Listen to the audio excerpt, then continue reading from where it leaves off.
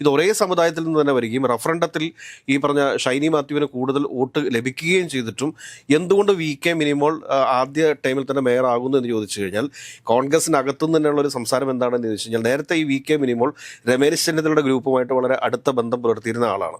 ഈ രമേശ് ചെന്നിത്തലയുടെ ഗ്രൂപ്പിൽ നിന്ന് ഇവരെ അടർത്തിയെടുത്ത് വി ഡി സതീശൻ്റെ ഗ്രൂപ്പിലേക്ക് ചേർക്കുന്ന സമയത്ത് വി ഡി സതീശൻ അന്ന് വി കെ മിനിമോൾക്ക് കൊടുത്തിരുന്ന ഉറപ്പായിരുന്നത്രേ, നിങ്ങളെ ഞാൻ പ്രതിപക്ഷ നേതാവായിട്ടുണ്ട് എന്നുണ്ടെങ്കിൽ നിങ്ങളെ കൊച്ചിയുടെ മേയറാക്കിയിരിക്കും എന്ന്. അതിൻ്റെ അടിസ്ഥാനത്തിലാണ് തൃക്കാക്കര നിയോജക മണ്ഡലം യു ഡി എഫിൻ്റെ ചെയർമാൻ്റെ സീറ്റാണ് ഈ പറഞ്ഞ പാലാരിവട്ട സീറ്റ് എന്ന് പറയുന്നത്.